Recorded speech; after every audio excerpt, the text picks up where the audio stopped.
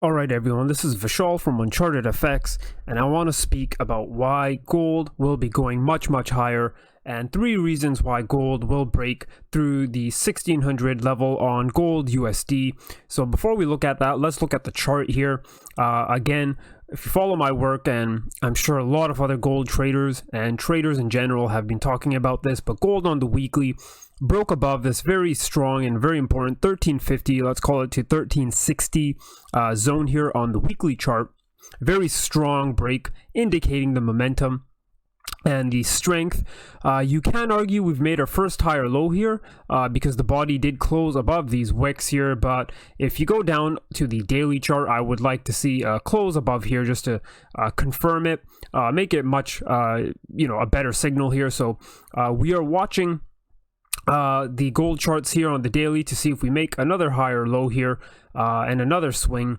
But going back quickly to the weekly, as long as we're above this 1350 1360 zone, I think 1600 is on the cards, and then from there we'll probably break out, test the all-time highs, and perhaps make even new all-time highs. So if you follow my work, my blog, you know I'm very big on gold. And gold, you need to understand, goes up for one reason and one reason alone, and that is it is a confidence crisis hedge. So I look at economics through the lens of a classical economist as opposed to the mercantile, what we call Keynesians today, who pretty much don't really like gold. They think gold is sort of a useless an asset because it doesn't really yield anything. So there is a lot of, I think, misconception about what gold really is and why you buy it. And I believe it is, again, it goes up whenever there is a confidence crisis in these 3 things, and these are the top 3 reasons. Gold goes up whenever there is a confidence crisis in the government, in the banks, and in money. So let's look at all 3 of these issues. The first thing we'll talk about is government. Very simple. Look at how divided America is. The next election will be very, I'll use a proper term. It's going to be very crazy, but I want to call it a gong show. Whatever side wins, the losing side will not accept the results, whether it's the Democrats or the Republicans. The system's already broken. Once the whole Russia thing happened, who knows what other excuses will come out next. And you got to realize the protests you'll see on the streets, regardless if the Democrats and the Republicans win. I mean, it's just, you can just feel it, the tension. America is very divided, and a lot of the Western world is like this, with the nationalists versus the SJW liberal type crowds. You're going to see this move into socialism perhaps, and if that happens, I mean, governments in the West are already broke, and what they're trying to do is they're just trying to increase taxes in order to make up for certain expenditures and social programs. And this is a whole Keynesian's idea anyways, where they argue aggregate demand, where they really recommend government getting involved to spend in order to boost the economy, and all this creates is larger government, which means more taxes. So going forward, you're going to see government become bigger, more taxes, etc. And again, there already is that confidence crisis because you can see governments are already broke and basically out of options. Really crazy things are going to happen. And again, once we see the elections in 2020, I think you will see all this stuff occur on the streets, etc. Don't forget, even Europe, we got Brexit. Things going on in Germany, so you're seeing this all over the world. So that's one reason. Number 2 is central banks. So this is probably the most important thing. And before I do that, I want to look at the dollar chart. A lot of people think the US dollar and gold will go up when the dollar falls, and vice versa. I argue we can see a time period where both the dollar and gold go up together because the traditional academia or the traditional investors have been taught recently, you know, the US dollar is the reserve currency, so you jump into it whenever there's some sort of crisis, and I think that will continue. However, one step forward, the people who realize, yeah, there is a crisis, but wait a minute, there's going to be a systematic or a confidence crisis, go into gold. So you can see both gold and the dollar go up together at the same time, and that will be a signal telling us we're getting closer to some sort of reset. And right now, you know, the market hasn't priced that in, right? So a lot of the investors and participants don't really realize this, but they will soon realize it, and central banks have a very big role with this. So we've had the Federal Reserve just this past week cut interest rates 25 basis points, but they gave a very sort of hawkish rate cut where Powell sort of said it could be a one and done. But again, if you follow my work, this is all due to the confidence crisis. Central banks are trying to maintain confidence in the system. And to do this, they have to act as if what they're doing is working. We know negative rates don't work. Look what Europe and Japan are doing. Europe is going to add more stimulus. They're going to go deeper into the negative, but that's their excuse. We didn't cut rates deep into the negative enough. We didn't print enough money. Our policies work. It's just we didn't do enough of it. They cannot admit they failed. And this is to maintain confidence in the system. And what I am seeing and what will likely happen is there'll be some sort of geopolitical event, which is a way for central banks to save face and maintain confidence by blaming that geopolitical event on, say, why stocks are falling. And again, this goes to the idea that central banks, they have a mandate to be buyers of the last resort, where they're going to prop stocks up, and that's where we are heading to. And they're cutting rates just to keep stocks propped because, again, debts and pension funds, retirements, they all rely on this. You can read a lot of my work, which I'll have linked in the blog post below, about why I believe the Fed is cutting rates, because there's a lot of good information about geopolitics and debt levels, which all play a part in this idea. And I find it very coincidental that the day after the Fed rate cuts, President Trump came out putting more tariffs on China, which caused stocks to fall. And this, I think, was perhaps, I think it was planned in a way, because this could be a way for the Fed to now save face, cut rates more than they, cut rates to the levels they actually want to, which some argue is zero. And this is a way the Fed can say, okay, we wanted to do a one and done mid-cycle adjustment rate cut, but now this has happened, these tariffs, and the world is very volatile. We're not sure where we're going to see growth. So you know what? Sorry, we had to cut rates. We didn't foresee this coming, but again, our policies were working. Now we have to do this. So it's a good way to maintain confidence, but I think the smart money will soon realize central banks are actually stuck. Raising rates didn't work, and they couldn't get past 2.5%. And this is because there's so much more debt in the system. When QE happened, you have to realize quantitative easing was a way to save us from another 1920s, 30s type global depression. And it was a one-time desperate policy to buy up all this bad debt. And essentially, central banks' balance sheets have grown tremendously. The Fed went from $800 billion to over $4 trillion.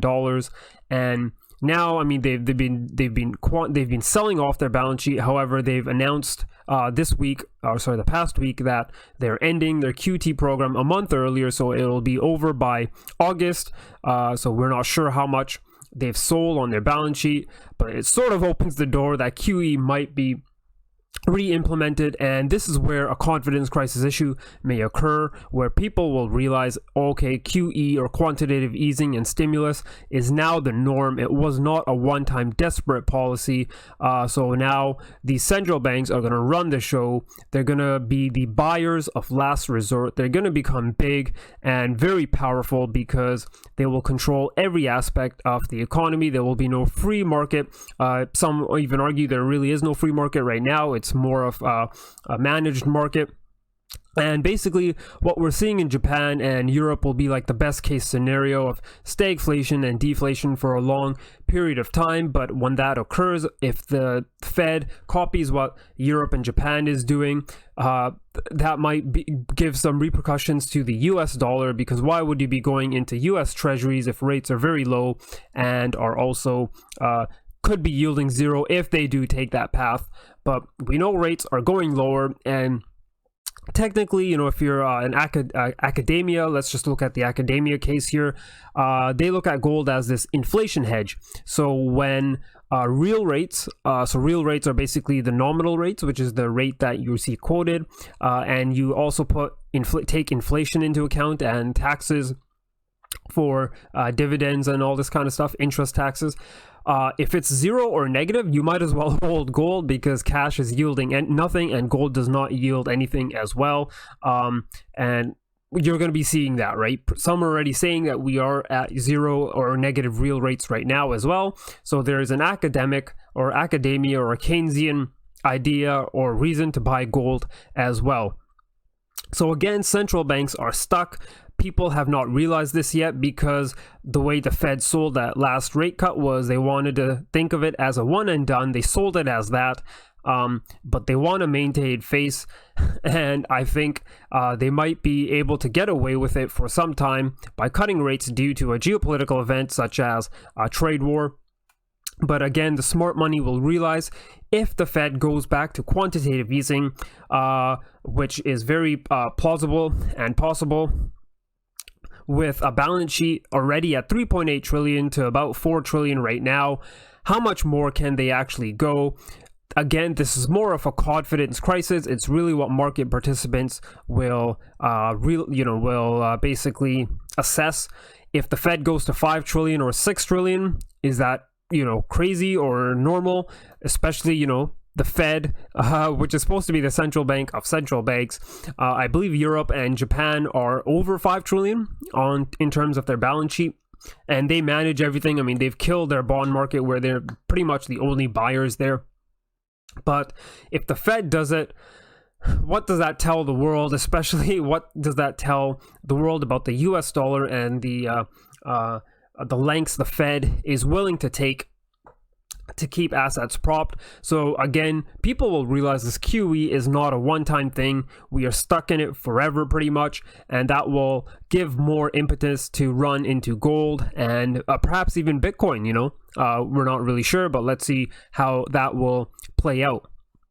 Finally, we're going to see a crisis in money, and this goes back to the whole idea of hard money versus soft money. So hard money is an asset-backed money, gold-backed currency, let's call it, whereas soft money is fiat, which is backed by nothing but confidence, and that's really it. So human history is cycles of hard money and soft money. We always revert back to hard money. No soft money or fiat currency has ever stood the test of time, and we always generally go to soft money because it's a way for government to devalue money for policy reasons, and when they devalue it, they can do again use it for political purposes, right? So generally this happens when you have like a decadent cycle. If you read history or any classical economic books, when we have a gold standard, money is stable. You see a lot of prosperity, less wars, a lot of good things. Whenever we go to soft money, it's more about government power. Government gets bigger, more authoritarian. So in a sense, hard money means freedom for the people, whereas soft money means tyranny and big government and slavery of the people. So this is coming. We're basically seeing, so let's go back to the US dollar here. what we are seeing with the Fed cutting rates and the dollar jumping higher is because all these central banks, I mean, now it's, moving lower, but basically all these central banks are trying to cut to the very bottom. They're in a race to see who can devalue their currency more faster. Before the Fed spoke, we had the ECB saying that they will provide more stimulus and they will cut rates deeper to the negative. However, when Fed Chair Powell spoke, again, he cut rates by 25 basis points, but he was a bit hawkish with that cut, sort of claiming a one and done. And that's why the dollar did go higher, because it was pricing in the European Central Bank being more dovish. So again, there's going to be a race to the bottom to see who can devalue their currency more. All central banks will be cutting interest rates. There's no central bank speaking about hiking interest rates. And when that happens, where do you want to be? The dollar or any of these other dying currencies? So government wants to inflate these currencies as much as possible to devalue their currency, and it's just going to be a crazy world, I think. So essentially, when this devaluation occurs, there will be a confidence loss in fiat currencies. I mean, I think there already is. People will realize that governments are just going to be racing to the bottom, will be devaluing more, will be printing more. This is where you go into things such as MMT, where the socialist economists will start printing more money, and they have to back it with heavy taxation, because they know that if they give people more money but productivity does not increase, so you have people with more money fighting for or competing for the same amount of goods and services in an economy, nothing good will happen out of it. We'll just see inflation and things will go back to normal pretty much. So a way to do this is government has to tax excessively to remove that excess money, and they'll probably do it through a digital currency. So more authoritarianism. And just looking at that, gold is a good way to basically hide money, I guess, in a way, and get away from what is possibly happening or will occur. So again, what we're seeing with central banks, they are stuck. They're all going to be cutting rates. They're racing to the bottom to see who will devalue their currency more. So they will inflate and kill their fiat currencies. And what's another sign of this? And again, we talk a lot about the gold and dollar chart, which is traditionally what a lot of people look at, but I want to focus your attention also on gold versus other currencies. So let's look at gold versus the euro. Okay, so not really at all-time highs yet, but nice move up, and this tells us gold price against either of these currencies, that these currencies are losing value, they are dying against gold. So gold against the euro, not yet, but let's see if we can get there. Gold against the pound just made new all-time highs, closed very strong, and look at this. Let's see what happens with gold versus the pound. Gold versus the yen is also testing all-time high areas, has not yet broken above it, but let's see what this brings us. Gold versus the Aussie dollar, already all-time new highs, and creates and makes new all-time highs for these past couple of days here. So let's see what this does. Gold versus the Kiwi, not there yet, but will be coming up to test recent highs. And gold against the Canadian dollar has made all-time new highs. So when you look at these charts tell you something. They tell you that people know that these governments will be basically killing their fiat currency, because the only thing that central banks can do is devalue their currency. And there's going to be this big race to see who can devalue quicker, and you're going to be seeing central banks cutting interest rates, and now it's a confidence game. They have to maintain confidence. If they sell to the people, oh yeah, we're cutting rates because of this and that. Again, most people have been brainwashed by the financial media and the media to believe that we are in the strongest economy ever, and this is not the case at all. Compounded with geopolitical events, with the uncertainty in the world, and I think gold is a good safe haven / confidence crisis asset. On a final note, people like Ray Dalio have talked about increasing their holdings of gold in a portfolio from say 10% to 20%. Paul Tudor Jones has also come out saying gold will probably be the best investment. And again, both Ray Dalio and Paul Tudor Jones, great professionals, people respect them. And the most important thing about them is they look at gold in context of its history. So they understand what gold is. It is a confidence crisis asset or investment, and this is probably why they're holding it. They realize, and this is more to the point of Ray Dalio, he talks about how central banks are probably in the 7th inning of a debt crisis, and they probably don't have much more room left. If you look at US bond yields, we can see that they are inverted negative. If you look at the 10-year, huge move on that. Wow, it's just crazy what I'm seeing here. Huge move on Friday from around 2.04 down to 1.89. Closed at 1.86, sorry, holy cow, much lower. So there's going to be a point where holding bonds makes no sense when they're yielding very low, because they are pricing in more rate cuts.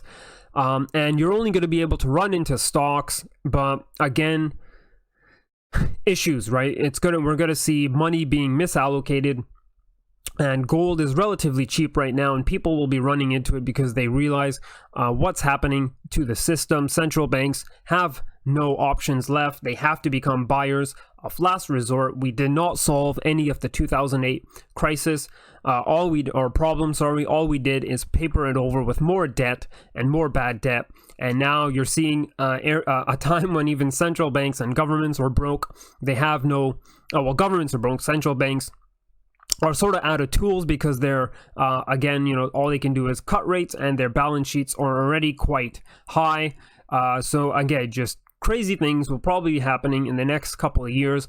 And this uncertainty in government, in central banks, and also in the currencies are all very positive for gold, and I am expecting gold to break above 1600. I'm not saying it's going to happen tomorrow or the week after, but in the long term, I am very bullish on gold because it is a confidence crisis hedge, and they really are out of options. Central banks, they can't really do what they did in 2008 because if they do start buying more with an elevated level of their balance sheet, people will start to call their bluff. People will realize that QE is here to stay, and that's all that's going to happen. They're going to kill the currencies, and their fiat currencies devalue, and it's not going to be great for Main Street or the middle class. So again, government will win, Wall Street will win, the middle class will end up